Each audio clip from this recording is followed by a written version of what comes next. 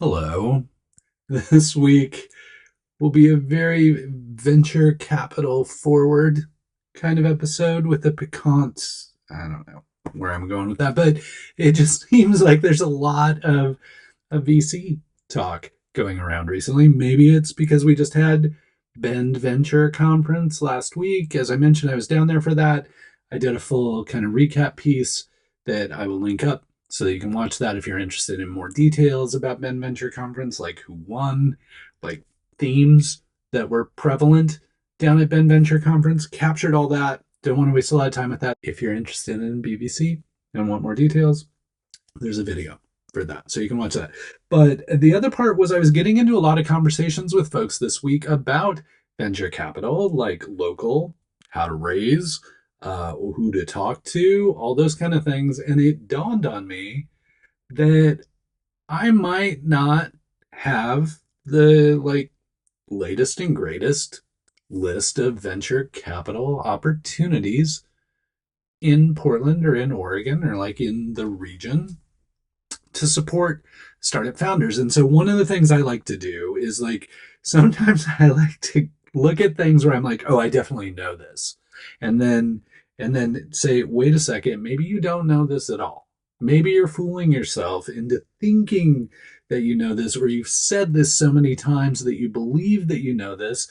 So let's step back. Let's walk in stupid and not knowing anything, and let's reapproach the situation and look at the detail that you think you know to really determine whether you know what you actually think you know. So I decided to do that with local venture capital. It's not exhaustive.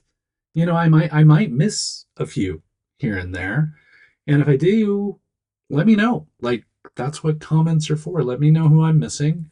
Let me know. There may be some obvious ones that I forgot. I'm not going to force you to go read the blog post. Why would I do that? The whole reason I'm doing this thing is because no one really reads anymore, and therefore I am here to read it to you. It's kind of like reading Rainbow for the Portland startup scene or something. But what I'm going to do, take you through each of the funds that I listed, maybe provide a little additional flavor that could help you out, or like some of their history or perspective on these funds and how they tend to participate with companies that maybe that'll be helpful to you. Portland venture capital that may be of interest to you as an early stage startup founder if you are building a venture scale company that has the potential to raise venture capital. Let's get going.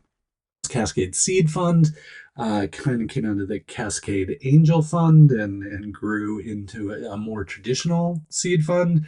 Tend to be really easy to get a hold of. Great people, like don't even need a warm intro to them. Just go fill out the form. They'll get in touch with you. You can talk to them about Cascade Seed Fund and what they invest in. Cough Drop Capital. I don't know a ton about these folks. I do know one of the leads there who is a founder, who's a tech founder, so he gets what you're going through. Might be worth taking a look at them. I know they do early stage again out of Bend. Did not get the chance to chat with them while I was at BBC. Elevate Capital, pretty prominent fund here in Portland, been around for a while, really focused on BIPOC and women-led companies and getting them the investment that they need. If you're raising in Portland and you are a BIPOC founder or a woman founder, they're probably one of the funds you want to be talking to. Founders First Fund. This one doesn't even exist yet, but Josh Carter, the one who's going to be the general partner or maybe managing partner, I don't know, but but Josh Carter is the one who's been talking the most about it, and he's going to be having an informational session for accredited investors who are interested in getting involved in the fund and contributing a little capital to it. That's coming up in November, I think he said, with more to reveal on the fund coming early 2025 about their thesis and where they're investing and all those kind of things for the general public. But all that being said, if you're an accredited investor, so you have a salary of more than $200,000 a year, or your net worth minus your house is over $1 million or all those other things that qualify you as an accredited investor, and you have some capital to put to work, you would like to put it to work in a fund, Founders First Fund will be having an informational session for you. Ideaship. This one's a little unique for the region. They're very quiet, but what Ideaship does is they're really focused on intellectual property and really things that can be patented, trademarked, all that kind of thing, and how that provides value for a company. That's really their interest in investing. So if you're working on something that you believe to be patentable and defensible in that regard, then Ideaship may be a good fund for you to talk to. Again, they go early. I've had experience with them, not only just one-on-one, but also through several deals that they've participated in. So I always recommend them to folks who are working on things that have interesting and defensible IP. Oregon Sports Angels. If you're working in sports tech, sports apparel, sports ball, I don't know, like, but if you're associated with sports and you're interested in raising capital from early stage angels, Oregon Sports Angels is a great aggregation of a bunch of high net worth individuals that have come out of, the Nike, a lot of Nike alums there. Really well connected. If you're building anything that has to do with sports, they're a good one to talk to. Oregon Venture Fund, of course, the granddaddy of venture funds in Oregon, started out as the Oregon Angel Fund as an angel collective, and then matured into the Oregon Venture Fund. They have an annual rolling fund that if you're interested in participating, you buy in once a year. They also have like a more formal, traditional kind of fund that they invest out of as well. But basically, if you're a startup founder in the region, even if you're like not quite ready to engage at that level, it's important that you're at least on Oregon Venture Fund's radar, even if it doesn't match up with your current stage or thesis or those kind of things. It's just such a great network of people. And the thing that I always remind folks about Oregon Venture Fund is sometimes it's just getting in the room with Oregon Venture Fund, and maybe OVF doesn't decide to participate, but maybe there are a couple of angels sitting there in the room who are like, even if OVF isn't going in, I'm going to cut you a check. So from a network perspective, OVF is huge, just a great collection of investors in town who may be interested in supporting you in your startup. So always worth talking to OVF. Portland Seed Fund. I've been able to follow them. And again, for OVF, to some extent, like they kind of started around the same time that Silicon Florist did. So I've had the opportunity to kind of watch them from like the Capybara days all the way through. And Portland Seed Fund, similar trajectory. Been around for a while, been through several funds. Honestly, probably one of the most active investors in Portland, as their name would kind of lead you to believe, Portland Seed Fund. Again, if you're raising venture capital in Portland, always worth getting some time with Portland Seed Fund so they know what you're doing. Even if they don't decide to cut a check, they've got great connections in the community and can be very helpful in that regard. And I got to catch up with Angela from Portland Seed Fund while I was down at Venture Conference. So that was nice too. Prohibited Capital, again, another one I don't know much about, and their site is a bit cryptic, but I remember coming across them a while ago. They just came up in conversation a couple times this week, so it made me want to add them to this list. They come out of Merriweather Group, which has largely been focused in food and beverage and retail and consumer products space. So that's kind of where their expertise comes from. But again, they are positioning kind of as a fund, but also potentially as a venture studio.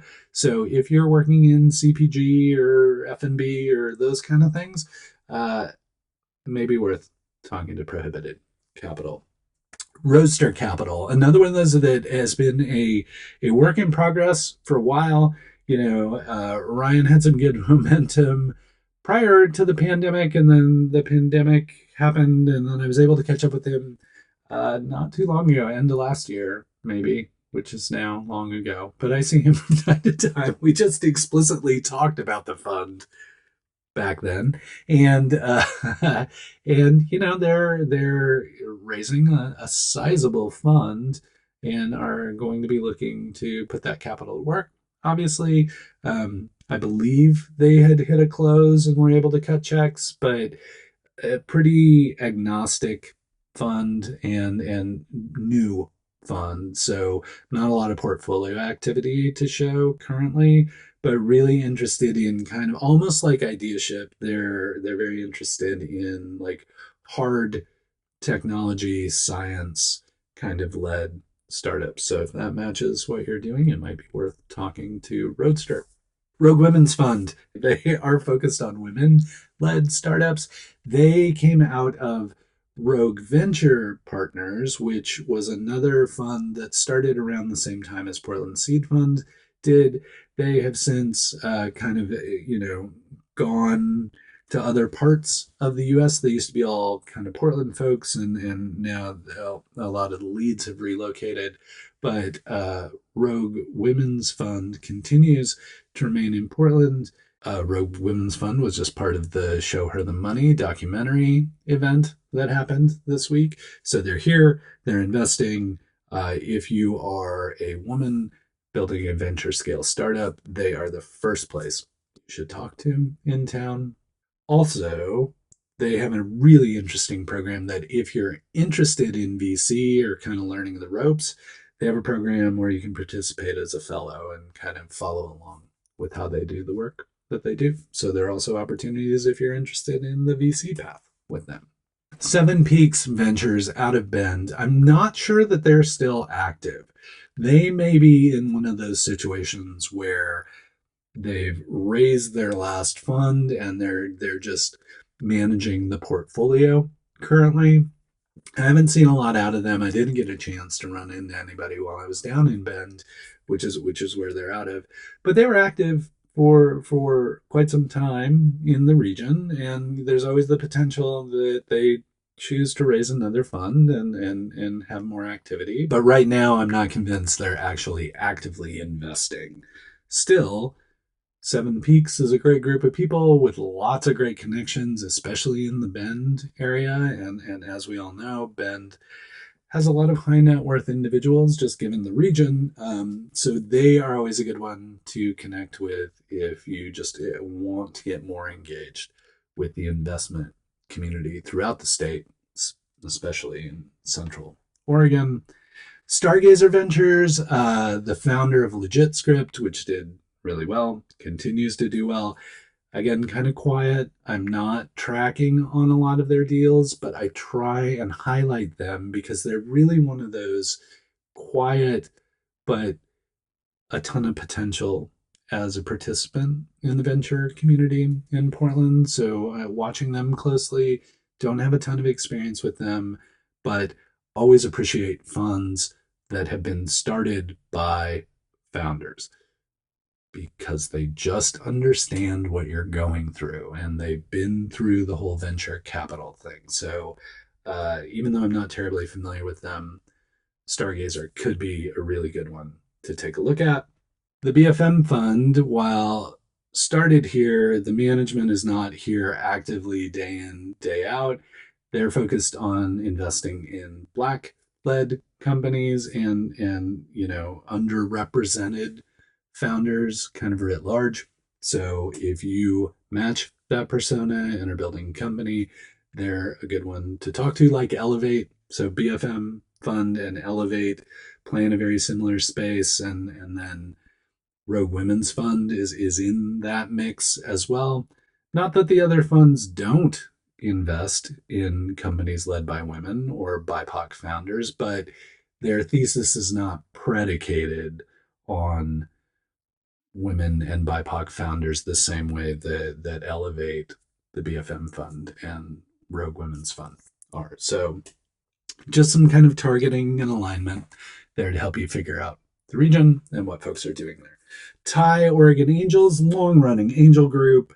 Again, another one that's always good to get in front of, because even if they don't make a decision as a group to invest in your company, it's highly likely there's going to be one or two angels in that group who find what you're working on interesting and maybe want to talk to you individually and kind of cut you an individual check. So I always encourage folks to engage with angel groups, not necessarily seeking the approval of the group or the collective kind of communal approval, but with the hopes of unlocking maybe some capital from one or two angels in that group. TIE Oregon Angels is another good one in that regard, just from the network of angels they've worked with over time. And then finally, the VC in town. Like, this is like traditional venture capital. It's Voyager Capital, while headquartered in Seattle. Voyager Capital's Diane Freeman, lives here in Portland, talks to everybody, knows everybody, is great, is a mentor of mine, just got a Lifetime Achievement Award from the Technology Association of Oregon. Diane's great, Voyager's great. The guidance here is this, which, given the way the dynamics of the fundraising environment have changed in terms of like the paper you're putting forward, the contractual obligation, this is what you need to know about Voyager. Voyager only does priced rounds. So if you're shopping a safe or you're shopping a convertible note, Voyager is not the fund for you. That being said, if you're in a position where you're able to do a priced round with a term sheet and you're like, this is what it costs to invest, and there's no like squishy future equity kind of stuff going on, Voyager may be a good one for you. They don't always go early, but I've seen them go early on some deals because the founders are willing to price the round. So if you're in that position and you know you're able to do a price round, Voyager is always a good one to talk to. Again, kind of heavy tech, marketing tech is kind of a sweet spot for them. But all that being said, talking to Diane is something you should be doing regardless of whether you're even on Voyager's radar or thesis in any way, shape, and form. Like, Diane is the person to talk to. She is the quintessential VC here in town. So if you're interested in raising venture capital and you're in Portland, talk to Diane. Click the subscribe button. And then magically, automatically, artificially, and intelligently, you'll get every new episode that I record. Just subscribe. That's all you got to do. And the new episodes will show up to you every week. So that's that. But as I said, VC forward episode. So next one I want to talk, and kind of a bend forward episode.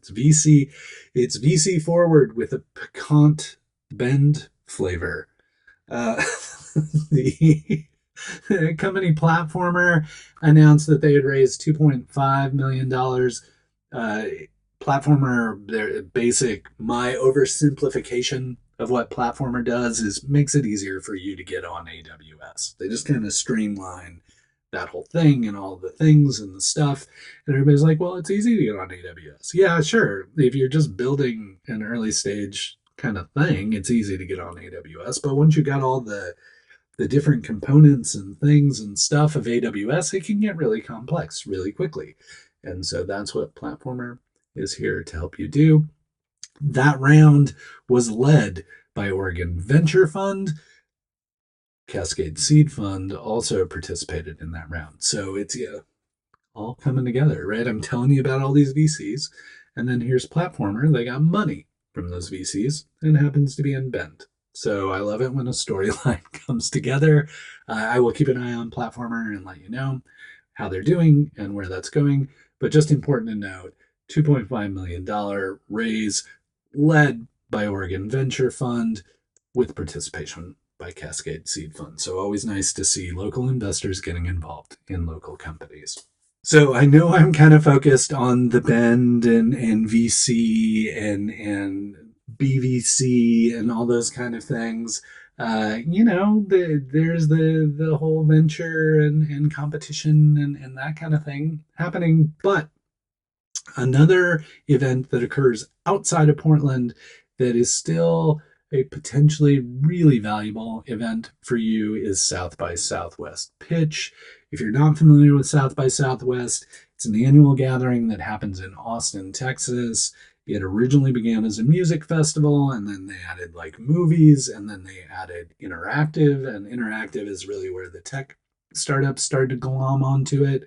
And it just continued to grow and grow and grow.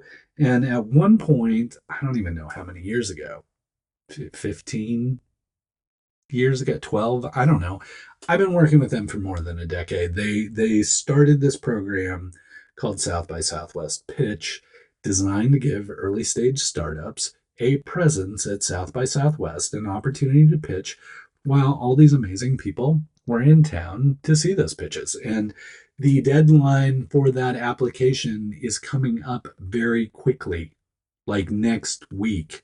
So if you are interested in taking the stage at South by Southwest to pitch your product to tens of thousands, potentially hundreds of thousands of people, get you in front of all kinds of like movers and shakers in the startup community, and also just attend a great conference with all kinds of super interesting people in interactive and education and music and movies and all that kind of stuff. South by Southwest Pitch is for you, but you can't procrastinate. Get on it, because like it's going to be due soon and done, and then you will have missed it, and you'll be like, well, I missed my window to go to South by Southwest, and now I have to pay this regular ticket price to go to this great event. So if you've got something you feel is worthwhile and should appear on stage at South by Southwest, I encourage you to get your application in. I look forward to seeing your application come through because I get to look at a lot of them. Like every year I get hundreds and hundreds of applications that I have to go through and watch the demo videos and look at the founders and kind of rate them and see if I think you should be on stage at South by Southwest. So if you got something that's really great, please get your application in. I would love to see it. I would love to help you get on stage if you've got something amazing in South by Southwest Pitch. As I've said, just have been really happy to watch that competition grow and provide a venue for amazing startups to share their stories with an international audience. So South by Southwest Pitch, get your applications in. Finally, this is one that I should have been tracking on more closely. I didn't realize they were recording their meetings and sharing them. And I'm going to read it because it's I wish they would come up with an acronym. I just need an acronym for this one because it's government, and government loves the acronyms. But this one, for some reason, is not yet an acronym. So let me read it to you. It's the State of Oregon Joint Task Force on Artificial Intelligence. So the OJTFAI is having regular meetings chaired by Skip Newberry, the head of Technology Association of Oregon, a variety of people on there. All by way of saying I'm just highlighting them because I want you to know the state is thinking about AI. They're making decisions about AI. Right now, they're trying to come up with definitions about concepts and topics and things having to do with AI. They were talking about potentially having public comment for those definitions. So if you're involved in AI, if you want your voice heard at a state level about what the state has to say about AI and the regulatory environment around AI, then I think it's important that you track on the Oregon Joint Task Force on Artificial Intelligence. And I'll link that up so you can keep an eye on it. You can watch the recordings of their previous meetings and kind of get yourself caught up on what they're doing. But again, when I was So when I worked in startups, I paid attention to the regulatory environment because some of the startups I worked for were heavily influenced by the regulatory environment, like healthcare and federal government work and those kind of things. But I kind of noticed that in a lot of the startup community, regulation, government don't come into play as much. And for better or worse, with AI, the feds, the state, the city, everybody's concerned about AI. So if you're working in AI, I encourage you, even though you have very little time, as a startup founder, it is very important for you to at least be paying attention to what is going on in the regulatory environment around AI. And if you have the time to contribute or voice your opinion, that is absolutely critical as well.